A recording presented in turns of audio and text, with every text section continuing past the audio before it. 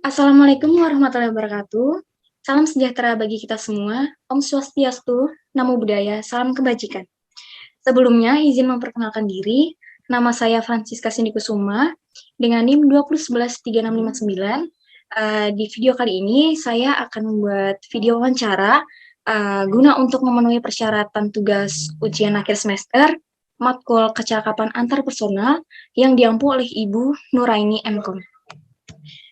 Oke, mungkin langsung saja. Baik, selamat malam, Kak. Selamat malam, Cindy. Mungkin bisa memperkenalkan diri terlebih dahulu, nama, usia, asal, dan pekerjaan. Ya, selamat malam, Cindy. Perkenalkan, nama lengkap saya Elizabeth Niken Indraswari. Biasanya sih dipanggil Niken. Usia saya 23 tahun, asal dari Bekasi. Pekerjaan saya sebagai perawat. Oke, terima kasih, Kak, atas jawabannya. Gimana, Kak, kabarnya? Udah lama nggak bertemu nih, Kak? Aduh, baik nih, semenjak COVID ya. Ya, gitu-gitu aja sih, Sin. Baik, puji Tuhan. Gimana kabar? Puji Tuhan, baik juga, Kak. Oke, mungkin menyinggung terkait pekerjaan ya, Kak. Bagaimana perjalanan atau cerita sukses dari Kak Niken nih? Boleh diceritakan dari awal menjadi perawat, apa ya, perjuangan untuk menjadi perawat hingga sekarang ini? Gimana, Kak, ceritanya? Boleh diceritakan perjuangannya? Perjuangannya sekali-kali. Kalau misalkan dijelaskan mungkin panjang gitu. Tapi ya tekun aja sih, dari kuliah sampai lulus sampai kerja, itu pun juga nyari kerja kan susah ya. Ke rumah sakit ini itu belum tentu diterima, tapi ya puji Tuhannya sekarang udah dapet dan udah jadi karyawan tetap. Jadi ya perjuangannya sih banyak, apalagi kan pas masuk kerja itu juga pas benar-benar angkatan saya tuh angkatan COVID. Jadi dulu ya benar-benar menghadapi situasi pandemi COVID-19 yang tentunya banyak memakan korban jiwa ya. Itulah perjuangannya. Merawat pasien dari benar-benar drop sampai sembuh gitu sih. Yang paling diingat sih ya gitu. Menarik ya, Kak Niken ya. Bercerita terkait pekerjaan dari Kak Niken ini dulunya pernah mengalami kegagalan nggak nih, Kak? Waktu apa ya? Setelah lulus SMK atau apa gitu, waktu mau masuk ke perawatnya itu sempat ngalamin kegagalan nggak? Kalau misalnya untuk kegagalan sih, mungkin kegagalannya dari dulu nih, maksudnya kayak mungkin kegagalan gak diterima di rumah sakit yang nantinya saya damba-dambakan atau gak lulus. Mungkin kalau misalkan kegagalan gak lulus sih ada ya, bukan kegagalan dalam arti takut gak lulus, tapi kalau untuk kegagalan sih puji Tuhannya gak ada. Mungkin lebih ke hal yang saya pengen sakit ini, pengen ke rumah sakit A misalkan, tapi nggak dapet gitu. Tapi ya itu termasuk kegagalan juga sih ya. Tapi dari situ belajar kalau misalkan rezeki kan udah ada yang ngatur. Jadi kalau misalkan untuk kegagalan sih, menurut saya pribadi di pekerjaan yang saya jalani sekarang ya nggak ada gitu. Karena sekarang pun saya udah dapet pekerjaan yang tetap gitu. Jadi ya kalau kegagalan dalam arti ya belum kecapai aja sih gitu ya di rumah sakit yang saya inginkan gitu. Oke, langsung aja ya, Kak ya. Tadi kan Kakak bercerita terkait tentang kegagalan ya, tapi belum tercapai nih. Kira-kira waktu belum tercapai itu dari Kak Niken sempat ngerasa sedih banget, down banget, terus sampai nggak bisa apa ya, udahlah kayaknya bukan jalan di sini, ya udahlah cari kerjaan lain gitu, nggak sih, kayak melenceng gitu, nggak mau jadi perawat tapi mau jadi yang lain. Pernah sampai sedown itu gitu nggak, Kak? Kalau kepikiran sih pernah ya. Kalau misalkan untuk melenceng sih enggak deh kayaknya. Kayak ya udah gitu, cari lain, ngelamar lagi, kirim email lagi ke beberapa rumah sakit, beberapa klinik, beberapa puskesmas yang menurut pribadi saya pun sesuai dengan apa ya, bidang profesi saya gitu. Kalau untuk pindah haluan enggak. Mungkin kalau misalkan apa kan ada ya angkatan di tentara, bukan tentara, di angkatan kesehatan. Mungkin sebenarnya pengennya seperti itu sih, tapi kan ya balik lagi ke pribadinya belum bisa meraih itu semua. Ya itu sih kegagalannya kayak gitu. Jadi kalau untuk melenceng ke profesi lain belum pernah sih. Enggak kepikiran gitu. Mungkin dari Kaniken ada nggak nih apa ya kayak tips atau hal yang bikin Kaniken itu bangkit lagi dari kegagalan tersebut atau keterpurukan tersebut di masa-masa yang down itu? Gimana Kak? Bangkit bangkit laginya ini kan kalau ditanyakan kesuksesan tadi ya, Cindy kan apa wawancara tentang kesuksesan. Kalau untuk ya, pertanyaannya tadi bangkit lagi, ya saya sih flashback pas waktu kuliah ya, jungkir baliknya keluarga saya, membiayai kuliah saya, ya itu balik lagi ke situ. Jadi bangkitnya ya ingat kuliah aja gitu.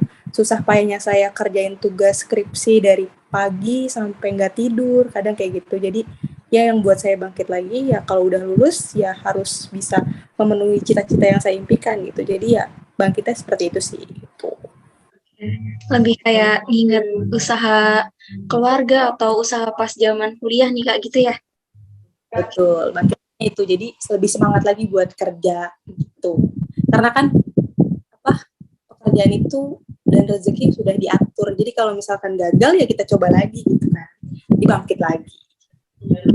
Alasan utama Kanike ini apa sih pengen jadi perawat gitu?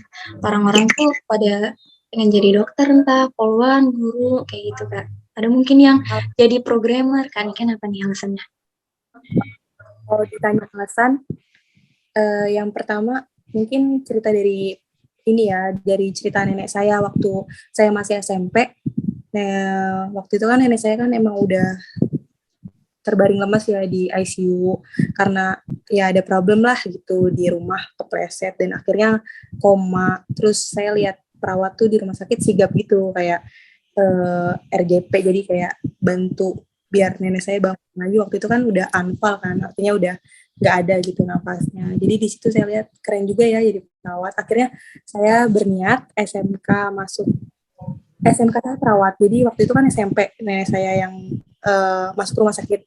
Udah berniat nih jadi perawat, kayaknya seru deh gitu. Melihat bajunya juga putih-putih kan, kayak keren gitu. Terus SMK saya perawat, akhirnya lulus, terus kuliah juga saya perawat lagi. Dan sampai saya lulus kuliah jadi perawat gitu. Jadinya ya memang udah pengen cita-cita dari waktu SMP sih gitu. Tapi kalau kalau ditanya cita-cita saya ya dari SD itu ya pengennya jadi dokter. Tapi ya emang gimana ya, ya udah nasibnya jadi perawat, jadi ya udah jadi perawat gitu. Cita-cita sejuta anak SD ya Kak. Saya dulu juga pengennya jadi dokter. Malah masuk informatika. Oke. Gini, kira-kira Kanike nih dulu ekspektasinya sebelum jadi perawat sama pas jadi perawat tuh sama apa enggak? Sesuai ekspektasi apa enggak? Atau lebih, susah nih, nyesel nih masuk perawat gitu? Kalau misalnya ditanya ekspektasinya ya jadi perawat ya kayak gitu kan ya, dilihat enak aja gitu kerjanya, kayak ngebantu pasien, nginfus gini-gini, apa ngasih obat. Yang saya lihat waktu pandangan saya ya gitu, tapi ya realitanya yang saya kerjakan pun lebih sulit dibanding yang saya lihat gitu. Jadi kalau misalkan penyesal ya dalam arti waktu kuliah sih, bukan nyesel jadi perawat ya, nyesel karena mungkin apa namanya pelajaran yang begitu sulit, kan hampir sama, mirip sama dokter. Jadi pelajarannya tuh kayak anatomi, fisiologi segala macam. Jadi lebih ke nyeselnya tuh, aduh kenapa begini banget ya jadi perawat. Tapi kalau misalkan udah lulus, udah kerja, ya dinikmatin aja lah. Memang udah jalannya gitu. Jadi ya kalau sekarang dibilang nyesel ya udah enggak, karena emang udah dijalanin profesi saya seperti itu. Tapi kalau misalkan ditanyanya flashback nyesel atau enggak, masuk lubang atau enggak gitu ya, dulu waktu kuliah sih pernah berpikiran seperti itu gitu. Tapi kalau udah lulus ya udah dijalanin aja, nikmat juga gitu. Karena kan setiap profesi itu pasti ada plus minusnya. atau mungkin nggak ada. Jadi ya bersyukur sih jadi sekarang gitu dengan profesi saya ya Sin. Oke, siap. Terus dari Kanike nih ada nggak target yang belum tercapai gitu sampai saat ini? Oke, setelah menjadi perawat, kira-kira bakal ada target lagi nggak dari Kaniken? Entah untuk keluarga, entah apa ya? Intinya kayak target yang pengen Kaniken capai setelah mendapatkan pekerjaan ini gitu. Kalau target sih sebenarnya kalau kan saya juga kerja udah 2 tahun. Jadi kalau target mungkin udah kepenuhi semua. Tapi mungkin cita-citanya memang dulu pengen merawat, bukan merawat hanya merawat masyarakat di luar yang sakit ya. Ya mungkin keluarga. Targetnya mungkin belum kecapai ya. Pengennya sih buka klinik nanti waktu saya udah, sekarang kan masih D3 ya, nanti mungkin kalau sarjana kan bisa buka praktek gitu. Jadi targetnya sih pengennya sih bikin klinik gitu dan punya karyawan sih gitu. Amin. Karena gitu. Karena kan harus pakai SIP in praktek. Jadi ya targetnya itu. Sama ini sih, sebenarnya saya pengen masuk ke apa tuh yang tadi saya bilang angkatan. Tapi kan itu target saya juga sih, karena orang tua saya juga pengennya ya karena saudara-saudaranya mungkin kan kayak gitu ya, jadi pengennya sih jadi apa ya, apa kesehatan ya, pokoknya gitu-gitu deh ya gitu. Dan di angkatan gitu ya Kak, maksudnya di angkatan tapi bidang kesehatan. Ya betul. Gitu. Amin ya Kak, semoga ini ya keinginannya segera tercapai. Mungkin cukup sekian wawancara pada malam hari ini. Terima kasih banyak atas waktu dan pikiran yang telah diluangkan. Mungkin cukup sekian wawancara malam ini, saya akhiri saja. Wassalamualaikum warahmatullahi wabarakatuh. Salam sejahtera bagi kita semua. Om Swastiastu, Namo Buddhaya, salam kebajikan. Terima kasih. Terima kasih kembali.